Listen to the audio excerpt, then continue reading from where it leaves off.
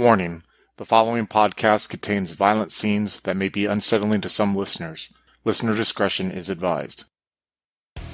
Welcome to the Diaries, where the Bold Crew gets together to talk about subjects dealing with our favorite tabletop role-playing games outside of our actual plays. You can follow us on Facebook and Twitter, where you'll find our Discord link.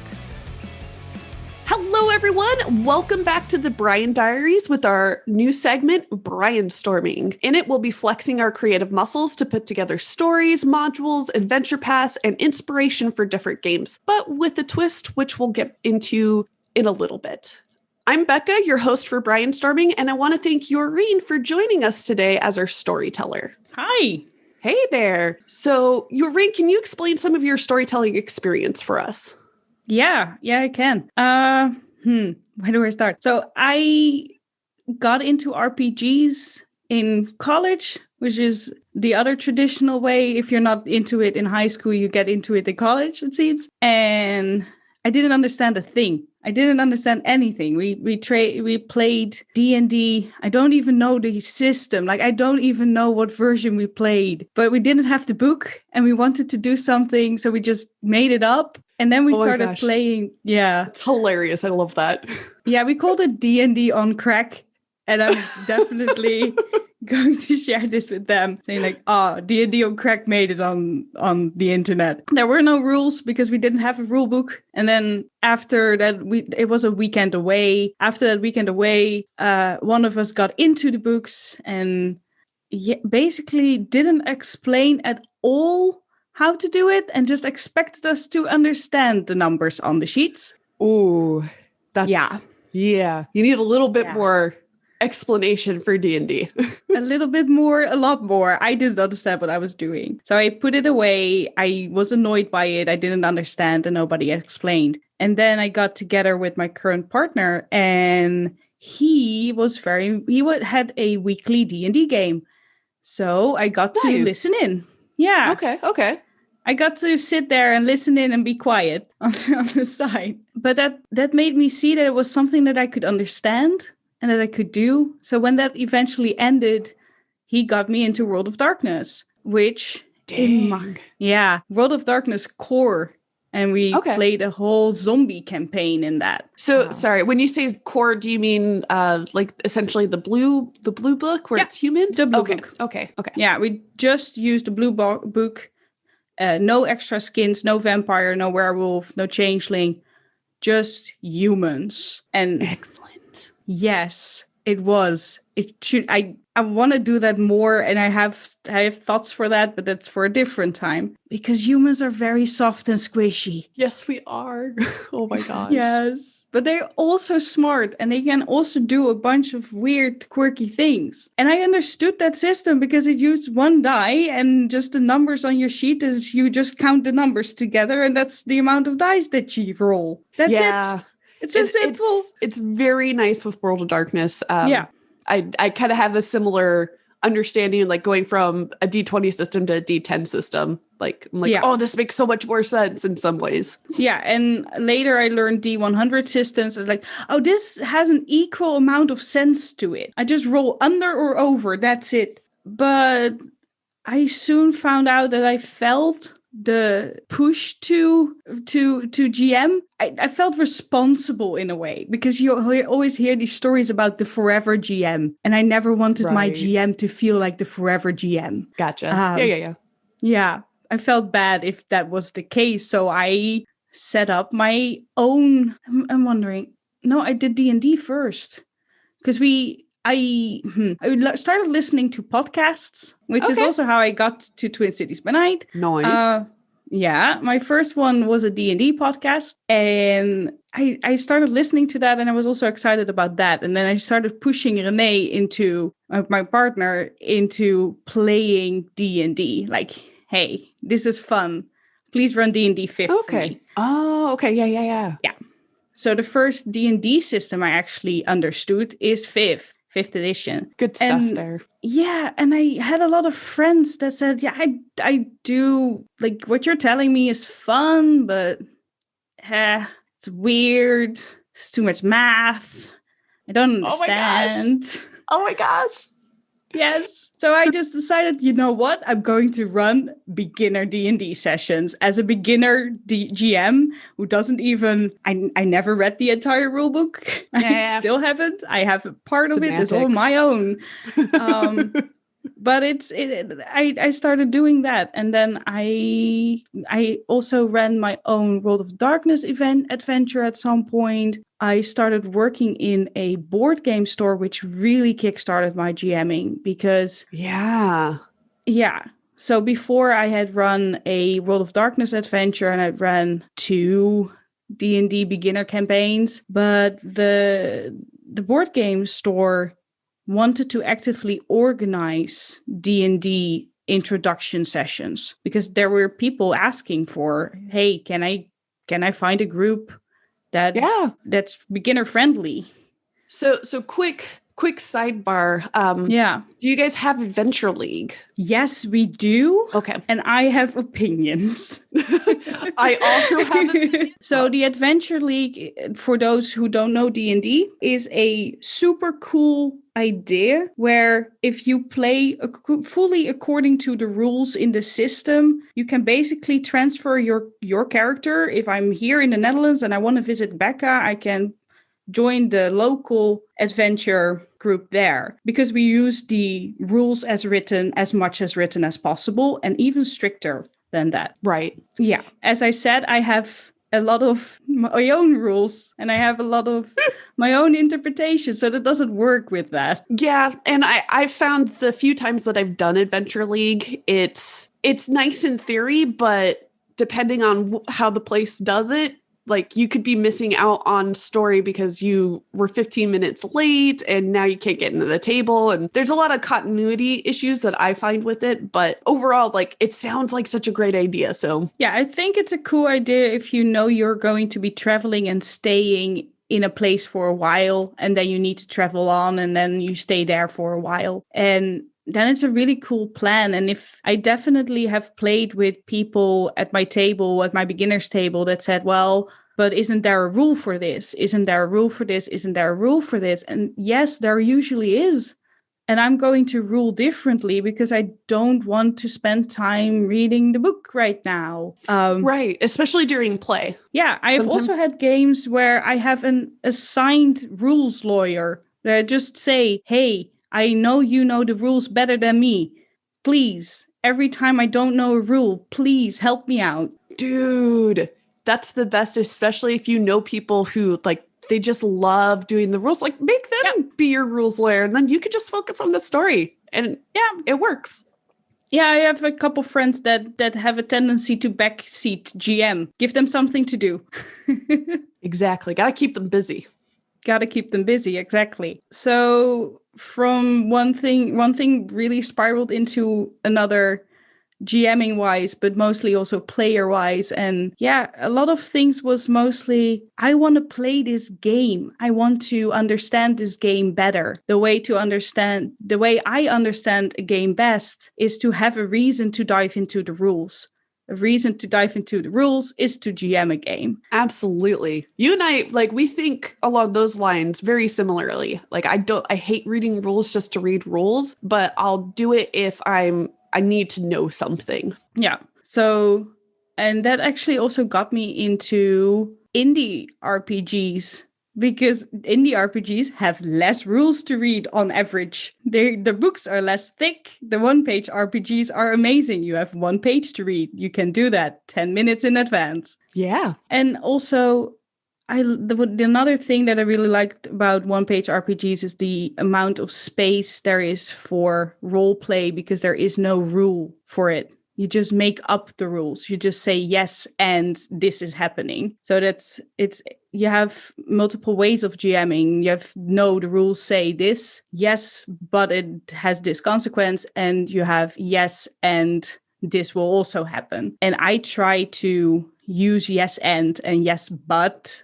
like a consequence, as much as possible. Absolutely. Lots of strong roots in improv is how I see that. Yeah, I think the Bear game also showed that I'm an improv GM. Yeah. Well, so speaking about indie games, that's actually one of the systems that we're going to be looking at today. So, Jorien, what drew your eye to VISIGOTHS versus Molgoths? And can you tell us a little bit about that system? Yes, definitely. So the first thing that drew me into VISIGOTHS versus Molgoths was the Kickstarter. The Kickstarter portrayed it as a game with many bisexuals. And as a bisexual myself, I felt seen. I felt, oh my God, this is such a queer RPG system, and it deals with queers, and it deals with transgenders, and it deals with everything that I like about that community. It also deals with goths. Oh my God, this is me. I love goths. Which is so funny because I think of you as just like being a little ball of rainbow. Yeah. But but I also really love goths and goth culture and all of that. So there's multiple sides to me. So that's what first drew me into it. And then I didn't manage to back the Kickstarter, but I found out that I could order it via BackerKit. And I did, and I read it, and just pun after pun in the book. And like there's a lot of this game is set in a mall, and there's a lot of stores in the mall, and all the mall store names have punny names, which we might get into later. But yeah, so that's what got me super excited to play this thing and to share all of these very bad jokes that are in this book. So VISIGOTHS and Molgoths, it's a tabletop game, but it's also a bit of a dating sim because you're gonna tug on each other's heartstrings a lot. One of the ways you do that is that there is, for instance, no damage except for emotional damage. There is no physical damage. There's only emotional pain. Right. I thought that was very interesting when I was reading through that as well. So the setting is, as I said, a mall. It is a 2-story mall. It is included in the game itself because certain names and certain places come back. So you can your character can move through the mall, and your GM is a mole rat. A mole rat knows everything about the mall. They control the mall from behind the scenes. Well, it's called VISIGOTHS versus Molgoths. So you have 2 teams. You have either VISIGOTHs or Molgoths, and you choose to be one of them, which means that if you have a group of 4, you will always have 2 Molgoths and 2 VISIGOTHs. And Gotcha. they both want to rule the mall. Because if you rule the mall, you rule the world. It is the first step to world domination. Absolutely. Well, and so VISIGOTHs in this is, gosh, I'm forgetting, they're a group of people that was pulled from Roman times and like somehow teleported to 1996, I think is when this setting takes place. And it's the Molgoths that essentially summoned them. Yeah, there was one Molgoth that was very much into ritualistic summonings, and they just opened a portal to Roman times and with a Ouija board evoked an entire community of VISIGOTHs to 1996. And there you are. These VISIGOTHs are stuck here. They try to make a living here, and they try not to kick all the Molgoths in the butt for what they did to them. Right. While still taking over the mall completely. Yeah, because the goal of the VISIGOTHs is to eventually rule all of LA. And you start small. You start with the mall, and then from there they want to rule LA. Eventually. Yeah. I imagine eventually the world, but maybe start small. Right? Yeah. So we have the setting. We have the GM, notice the mall rat, and then you have the 2 players groups. Now that's just very unusual. I've never played a game where you're both simultaneously playing with other players in a both competitive but also working together setting. Yes. It's something I've never seen before, and it is the core of this system to propose a problem to both groups. Both groups have a different view on the problem, and both groups usually want to resolve this problem. Although sometimes there is a couple pre-written games in the back just prompts basically. And if you look at that, then yes, they both want the same thing, but often one of them is the cause of the problem. And you're friends at the table. You really want to have a good time. This game is about having a good time and flirting as much as possible, and about not fighting, but still sort of fighting among each other. And sometimes you need to go against the will of your group to get to your personal goal. And how far are you willing to go along with a group over your own individual's well-being, basically? Right. The importance is the drama of it all, as well as making out with everybody. Yes. Yeah, making out with everybody. There is multiple rules. One of the rules which I like is, yes, you may make out with everyone, but ask if the player is okay with you making out with their character first. Right. Consent's always a big deal. Consent and safety is a big deal in this game, because you're gonna tug at each other's heartstrings, and heartstrings are sensitive. Absolutely. The only emotional damage that should be happening is in game. It shouldn't be happening in reality. Exactly. So do you want to go into the rules a little bit? Do you want to talk more about the setting and some of the NPCs? We're a little bit in a story heavy thing, and the rules, it's really simple. You basically play a day in the mall, which means there is time slots. You're gonna you have early morning, late morning, early afternoon, late afternoon, early evening, late evening. And then the mall closes.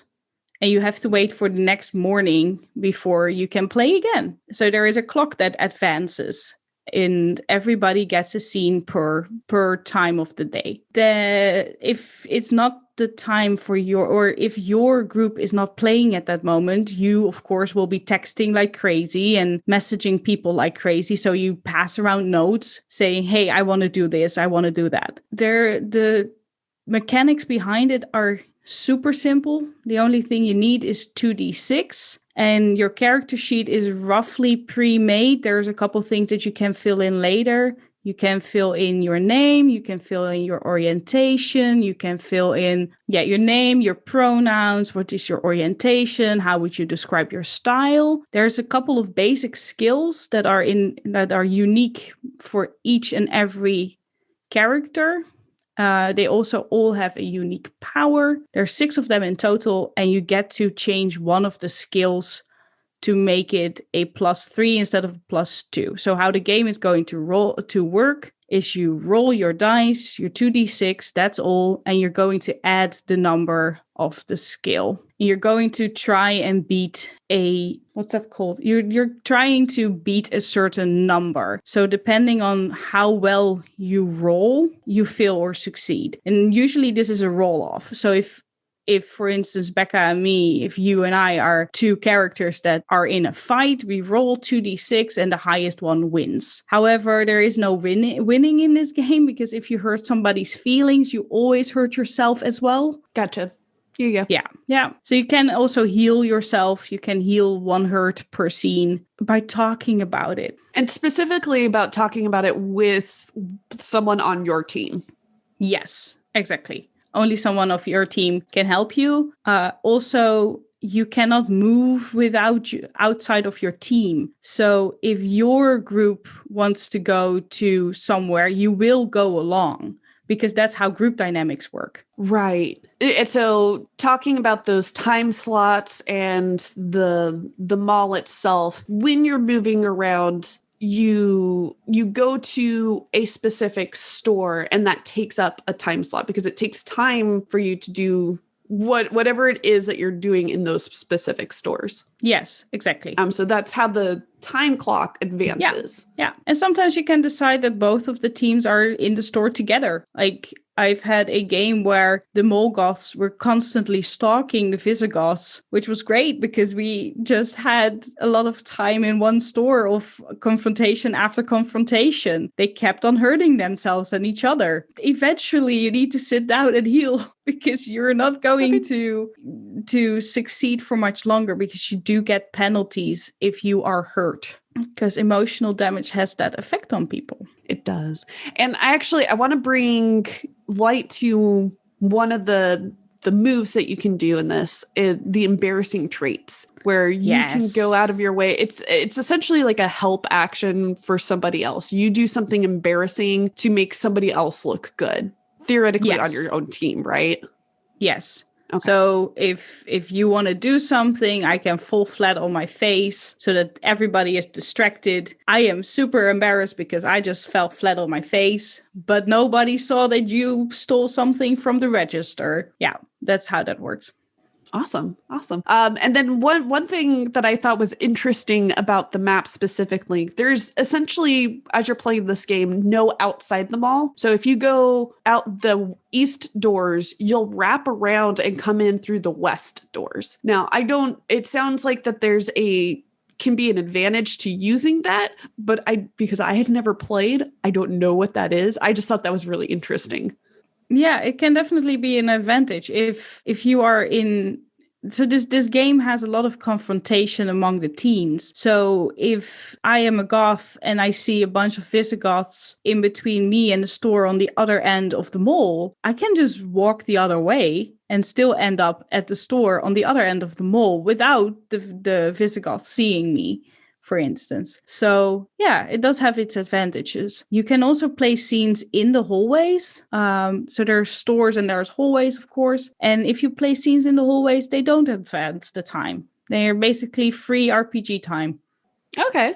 And that's those texting moments that we were talking about earlier, or you can still use all the same moves if you're just out in those areas. Yeah, you can.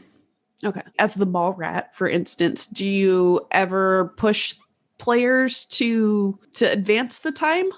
Like what if they just want to hang out in those areas all the time? Oh, there's a mechanic for that. There is actually a escalation table. And if you have players that like to hang out in the passageway a bunch, you can roll on the passageway table. It's 1d6 and they can encounter people in the hallway that will bother them.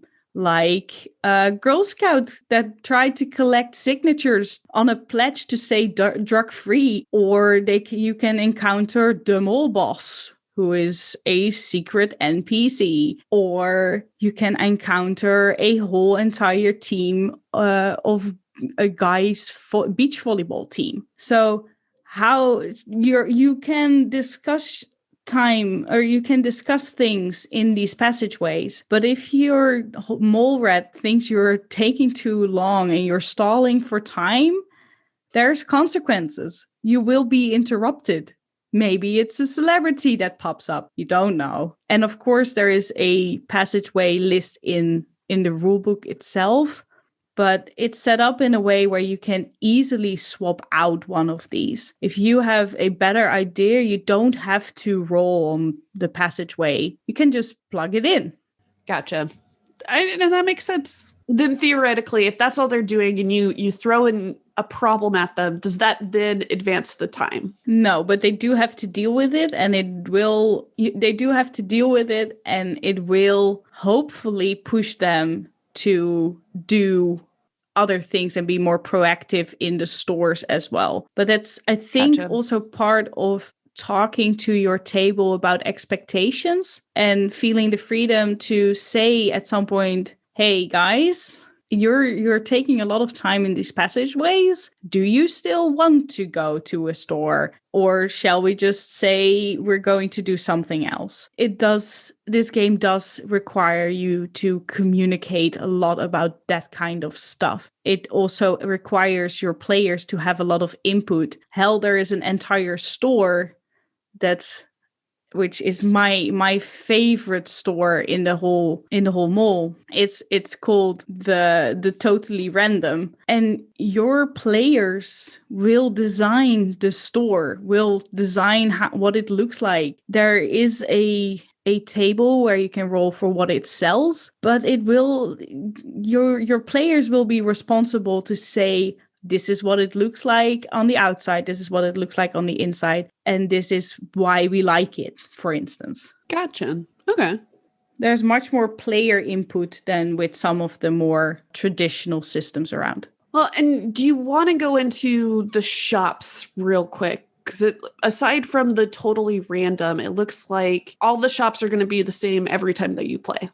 Yeah, that's true. Yeah, we can definitely go over them real quick. There are a bunch of stores, so I'm going to try and summarize them real quick, but the main function that the stores have is places to meet and places to interact with NPCs. Like the store owners are NPCs that are well described, both in who are their friends as well as, hey, what are they interested? Do they have a relationship, etc. Some of these shops are goth associated, and some of these stores are VISIGOTH associated, and some of the stores you don't know what association they have. So they may be neutral, but the mole rat can decide, no, they're not neutral today. They're going to be more goth associated or more VISIGOTH associated. So most of the time, the name tells you a little bit about what it does. So, for instance, there's a feta worse than death, which is a cheese store. Of course. And like every store, a feta worse than cheese has special items. And I'm not going to list them for every store, but I love cheese, so I like this one a lot. Medusa's Gorgonzola, which has a +1 to stun when eaten, and the eater is turned to stone for 1 time slot. You get two uses per hunk. So you can buy a hunk of Gorgonzola and then stun somebody. And so that would be something that you would use against the other team. Yes. Yeah. Okay.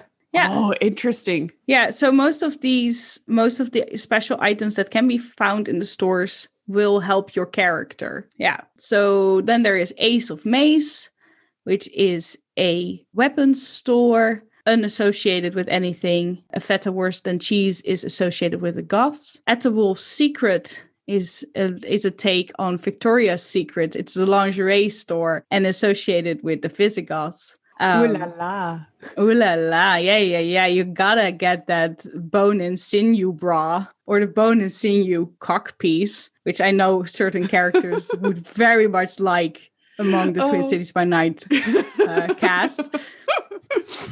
No comment. No comment on who, but yes, there is Bears, which is in all honesty one of my favorite stores. It's like Claire's, but it's run by two. Oh, yeah, okay. It's a take on Claire's, and it's run by Gaybar and Gaydar, and they are two.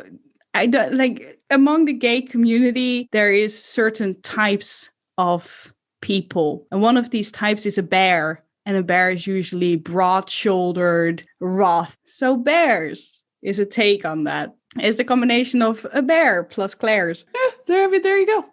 Oh, there you go. Great. It's as simple as that. It's mostly kitschy men's jewelry in this case. Then there is Big Disc Energy. Big Disc Energy is the record store, not associated with anyone. There is Brick and Mortal, which is associated with the goths. Brick and Mortal is a zombie-themed hardware store. There is the Darkade, also associated with the goths, which is an arcade filled with lava lamps and blacklight. Okay. Yeah. There's Dracula Video, which is, it's 1996, so video stores were still a thing. That's right. I keep forgetting about that 1996 part. Yes. Yeah, you gotta still go to the video rental to get your latest copy of everything. Dracula Video is also associated with the goths. There's Floppy Joe's Cyber Chili, which is another take of the 90s. It's a dial-up internet cafe.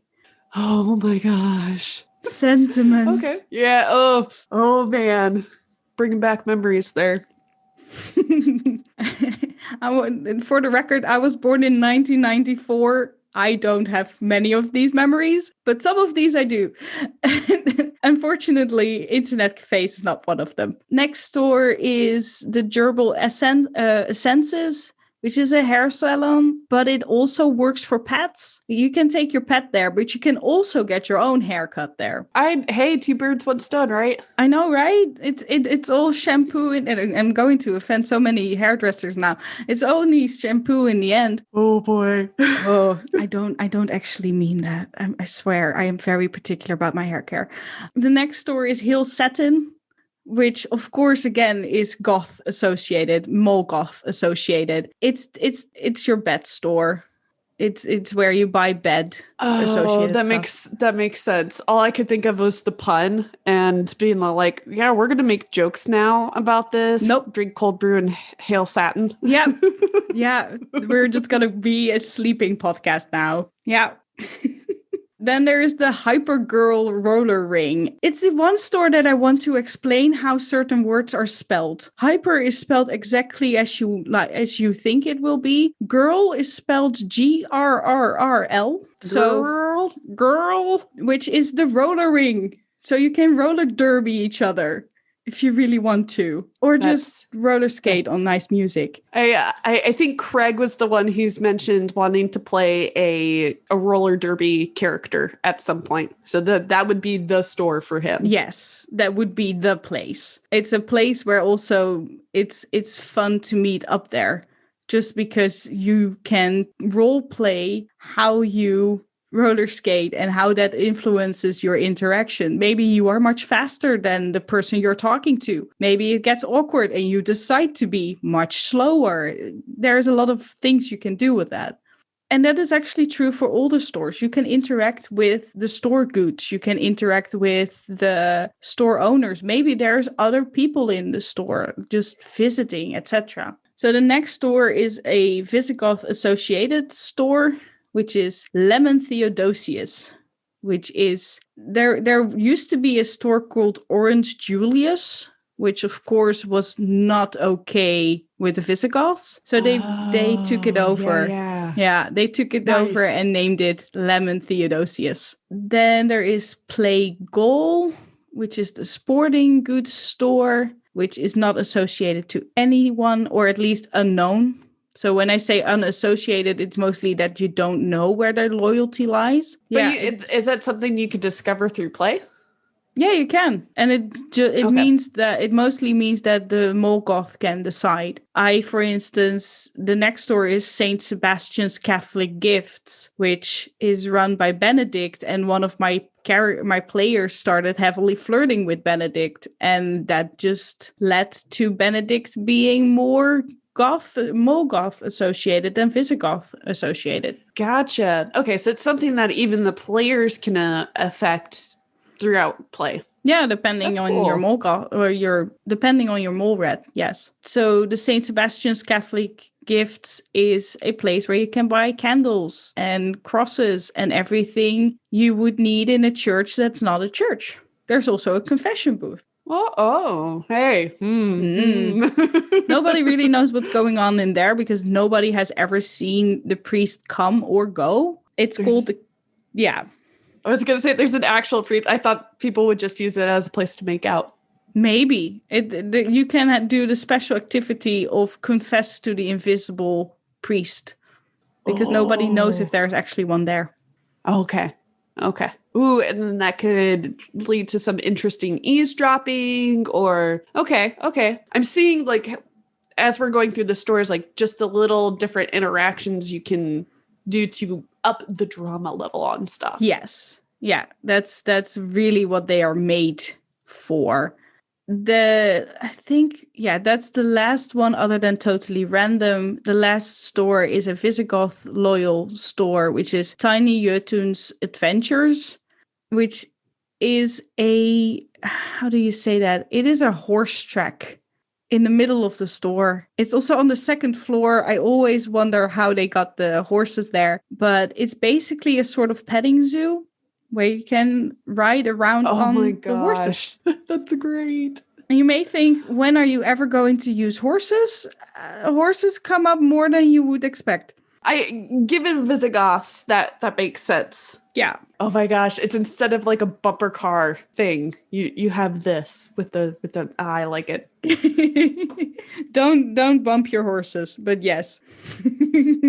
That's a good idea. There is a little note on this page that I really like, which is, this mall can't afford security guards. Come to think of it, some of the potted plants, some of the potted palm trees are starting to look a little dry. There is not many other people than the people that run the stores. Or at least there is as many people other than the people that run the stores that you want there to be. So yeah, that is basically the stores. And then there is a list of store clerks and their relationships that go from, hey, I'm an ex, this person is an ex of the store owner of that store, to this person is the best friends with this person, or these two are in an active relationship. There is a couple characters that are not dateable. It's not many of them, but it's mostly characters that are canonically much older because supposedly you are playing teenagers. And gotcha.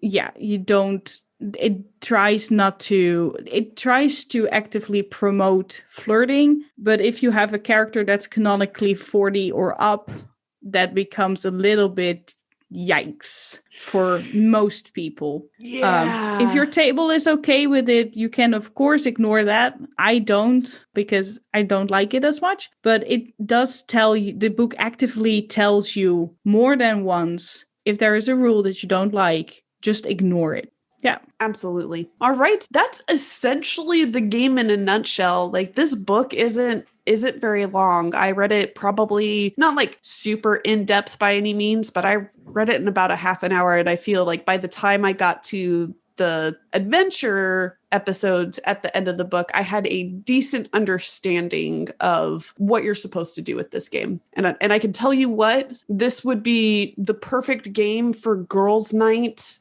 where we're just drinking and having fun. Yes, definitely. I have other options for that, but this one is definitely on the list. That's good. We'll have to talk about that at a later point. I'm curious.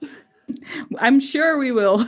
All right, so we have a pretty decent understanding of Visigoths versus Molgoths.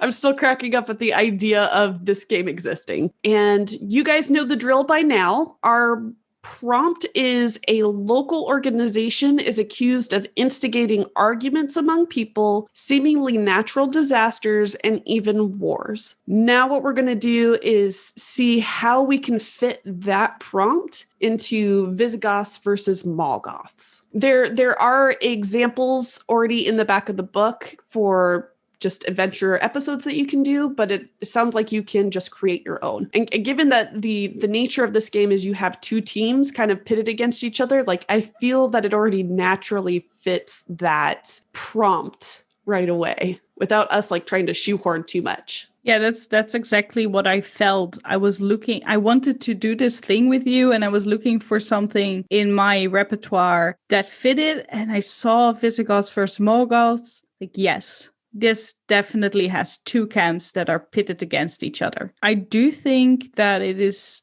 So I tried to challenge myself a bit, because for me, it became very obvious to make the Visigoths the main problem.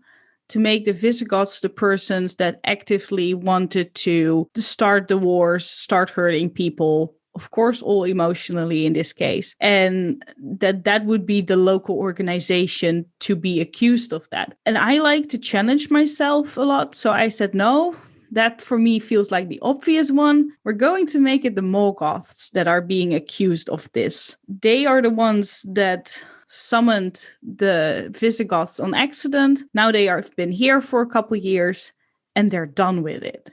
And that's, I think, how I would start this adventure path. The way an adventure path is built up over here is usually you go and interact with the teams individually. So you ask a couple questions to the Visigoths and you ask a couple questions to the Molgoths. So for instance, a question could be to the Visigoths: what is something that has happened to you recently that makes you think the Molgoths really don't like you being here anymore? The Molgoth, you could ask roughly the same question, but turn it around. What is something you've seen yourself or another Molgoth do that is very actively trying to push out the Visigoths from the mole? Okay, so we could go into it with literally just asking the players essentially what kind of scenario that they want to run. Like, have that basic idea of, okay, we know that the Molgoths are going to be doing something to instigate getting rid of the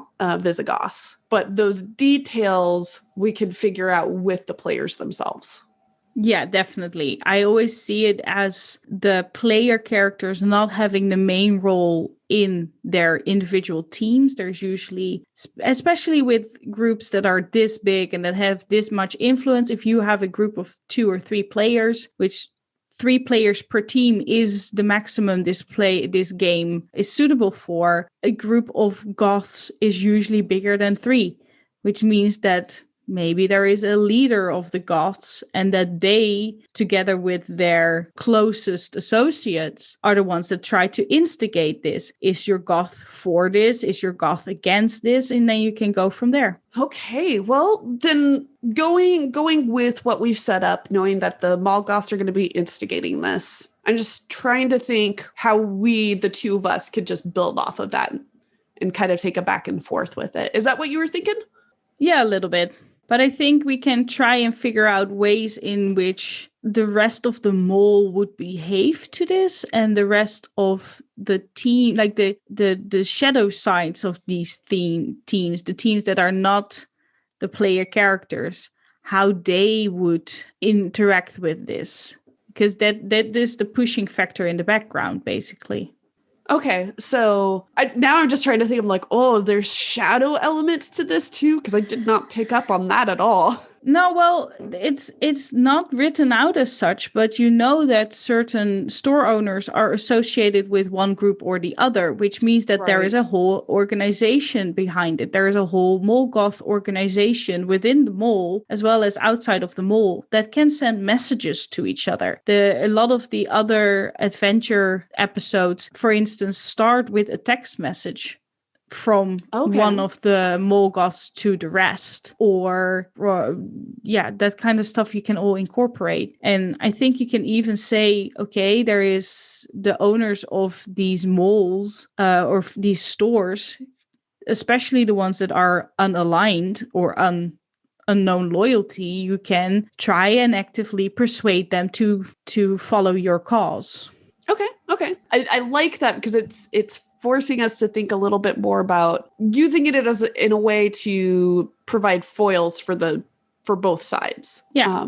That's something that I, as a GM, can struggle with sometimes, because it's so easy to just fall into what the players are doing, but then kind of forgetting that background stuff is happening. So which I think in this case would be fine. It's okay to ignore the main plot if you want to follow your mouth and just kiss more than one person. That's a choice. That's a choice you can make, and that's fine. But in the background, the plot will still advance, and there will be consequences to that. So the girl that you may be snogging in the back, who is a Morgoth and you are a Visigoth, may not be that great because you won't be able to enter the mall the next day.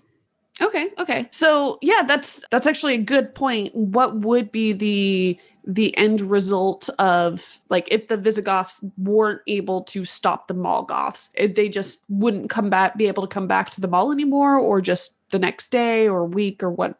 I think it's a gradual process. You can definitely make it a one shot where you try and figure out what the hell is going on, or you try and actively stop it, and you say in the beginning, hey, Morgoths, you may not be totally with your leadership and in this moment, and then you can slowly but surely let the Morgoths take over the entire mall. So, for instance, they can try and claim Saint Sebastian's, and they can try and claim Big Disc Energy. And I think bears, for instance, would stay neutral because they are too very much grown-up men, much older than the characters that you're playing, so they're not going to pick sides, maybe. But maybe you even manage to persuade somebody that is originally Visigoth aligned and switch them out and try and persuade them to be Morgoth aligned. And it's very interesting to see what the consequences of those actions would be,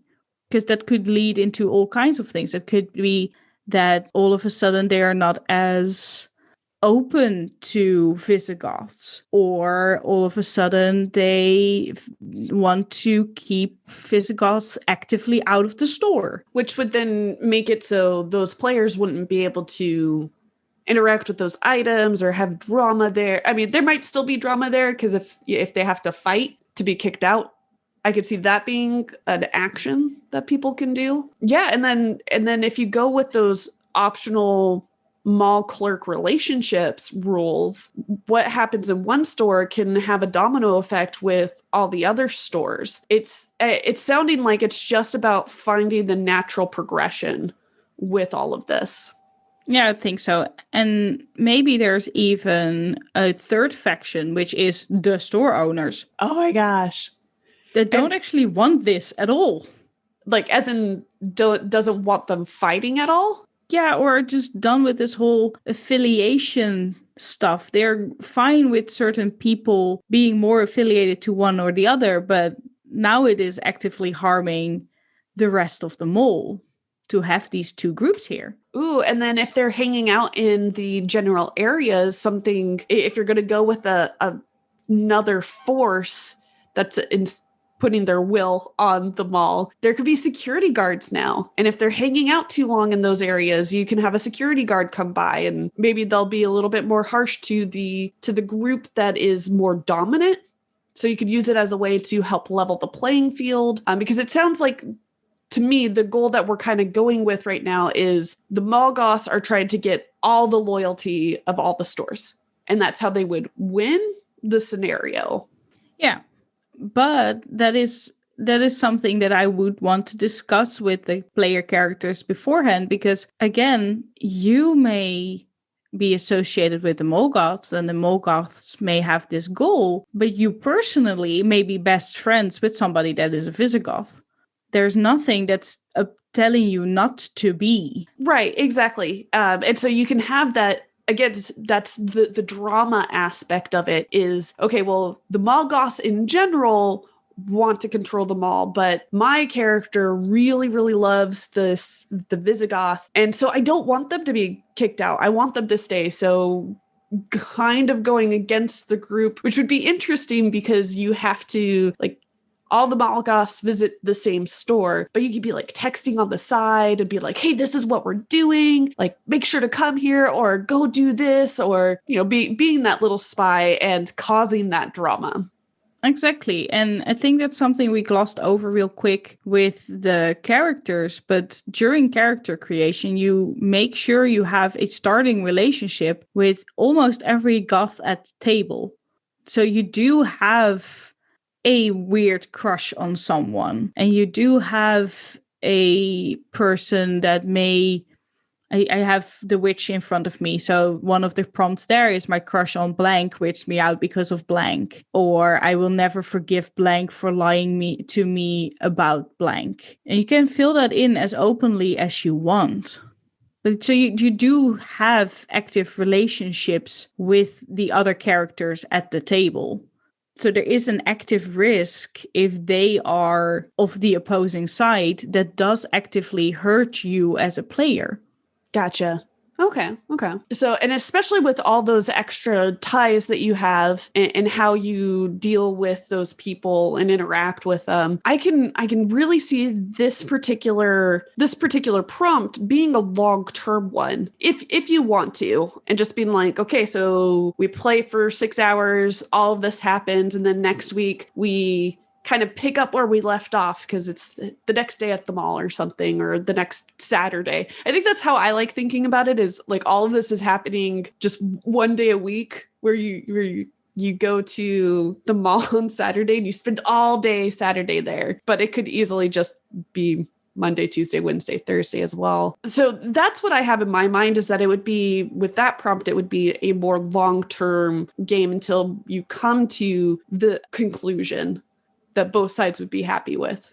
Yeah, and I kind of like the idea of just having it, they hang there mostly on Saturdays because you can be there all of Saturday, or it is the summer break. So they have a very set amount of time before summer break is over, and it either has to be done or it isn't done. And it also gives you time to, in between sessions, have conversations with both teams and say, okay, this is going on. This is what you achieved last time. This is what, well, basically upper management of your team really wants to do. What do you think? Would you do that? What are messages that you send? So you can even extend the role playing a little bit outside of the table. Absolutely. And I liked what you said, that a way to be there, to say that there is a natural conclusion to it is you only have the summer to do it because, for instance, maybe you have to go back to school. So you have a set amount of time in order to accomplish this goal of either stopping the Molgoths or the Molgoths continuing until they win. But then once you reach that point, it's like, it is what it is. And then you can start into a new game after that. Or something else that occurred to me is that even though this overarching story is going on, you could still throw in those adventures, for instance, to just kind of be like, okay, here's something a little bit different. Yeah, definitely. One of the adventures is, for instance, one of the goth kids is kidnapped by the VISIGOTHs. You can easily implement that. The underlying reason is there is a dance and they want to make sure that the VISIGOTHs have a better time at the dance because it's a dance that for the DJ is Molgoth and it's in Hypergirl Ring and it's Valentine's Day as well. So there's a bunch of things coming together, but you could definitely take that and make it about this takeover of the mall. Absolutely. And the idea of even having planned events ahead of time, especially if you're doing a time sensitive game, because that could also factor into all sorts of things. If you have those events, like there's that dance that's going on and whoever is most successful in accomplishing their goal with that can affect affiliations with people in the store. So that the more I think about it, it's like the more that you could add to it if you want to. And I'm seeing that that's part of the fun with this is it's very open to everybody participating as a storyteller in a way. Yeah, definitely. It heavily leans on input from the players, which is something that I always really, really like. Because I know among Twin Cities by Night, but also among my friends, everybody can be a GM, but some people just don't know it or don't feel comfortable in their own improv skills. And this, once again, is a way to really train those improv skills and to think outside of the box because your input is important. Absolutely. And bringing back that, you talked earlier about the yes and or the yes but. So always trying to encourage those thoughts with players who might not be as comfortable asserting themselves in games. And that's really, really good and nice for new players who, like, I was that way. I had a hard time asserting myself when I first started playing games, and like it causes a weird effect. But to have a game that really encourages it can be good to grow and learn as a player. Yeah, not just that, it also helps you grow as a GM. My first long-term game that I GM'd never finished because I had a plan basically set in stone from A to Z, and then my player characters also had backstories, and I forgot that there had to be space for that. This game prevents that from happening. This game doesn't allow for you not to incorporate the relationships, etc., of your players. Right. And I'm seeing that, like, as we've been talking about it, this has been a lot less structured than some of the more structured games, like Tillman's Eclipse Phase. Like, he had bullet points for boom, boom, boom. And same with Craig. It's like, this happens, this happens, this happens. But you can't really plan for that with this because of how reliant it is on everybody giving input. So I feel like in some ways we've been very chaotic with how we're talking about it, but that's just the nature of the game. Yeah, I think so too. And people that know me can definitely attest that a little bit more chaotic also suits me better than a very structured game in which I have to get my players from bullet point to bullet point, because I will be focusing too hard on the bullet points and not letting them the freedom to explore around them. So now that we've talked about it and gotten into not only the system, but also just like how you as a mall rat would kind of approach it, I'm all sitting here going like, okay, so when are we going to play this? Because I want to play. I want to think through what kind of story we could tell, but we'd have to play it. And I like that idea. You've gotten me very excited about it now, and I want to play. Good. I like that. I'm not 100% sure yet if I will be running this prompt, but I will be running either this prompt or one of the adventure episodes in the back of the book, just to get it out there. It deserves more exposure, basically. Yeah. And I can understand that, because when you first brought it up to me, I was like, ooh, I don't know. This isn't really, like, for me personally, I didn't think I'd be super interested in it. But I as a storyteller, really care more about the relationships and how people interact with each other. So the fact that it's Visigoths versus Mallrats, like, that's just the set dressing. And once I got that in my mind, it's like, okay, well then, yeah, I could totally play into that, because that's not necessarily the focus. It's just the theme of what's going on. You did say Visigoths versus Mallrats. Oops, Mallgoths. It's because the storyteller's the Mallrats, and yes, what it is. Yes, no, it's one of I like story-heavy games. So mechanic light, story heavy. I want to explore, what does your character feel? How are they dressed? And why does their dress make them feel this way? I like that part of stories. I like that part as a player. I like that part as a GM. I don't like combat. Usually it's something I zone out on. I still play a lot of Pathfinder and a lot of D&D, but I zone out as soon as combat starts, because I have to wait for my turn to at some point happen. This doesn't have that mechanic. Right. This is story driven. Yeah, absolutely. This is story driven.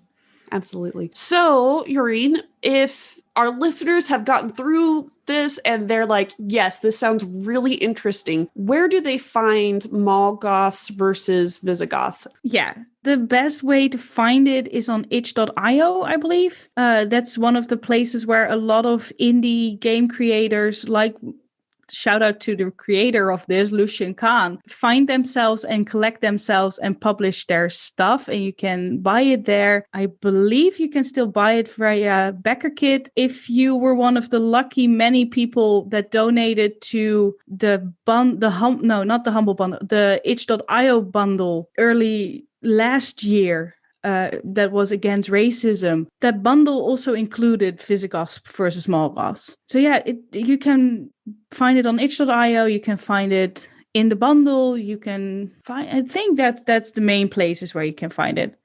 Okay, and basically Google it or find Lucian Khan on Twitter, because you can also find it via his Twitter page. Awesome, and we'll make sure to put some links down below too to help you guys out. But yeah, Google's always a good way to go. Thank you, everybody, for listening to today's Brianstorming, where we talked about Visigoths versus Mallgoths. We really hope that you enjoy and that you take some time to look into the system, as well as maybe even looking into some of the other indie systems out there and expanding, because there's more tabletop role-play games outside of World of Darkness and D&D. Thank you so much, Jorien, for coming and introducing me to this game that I'm now pumped to play, and sad that it'll be a while before I can play it. And thank you so much for having me. I loved talking about my passion for indie RPGs.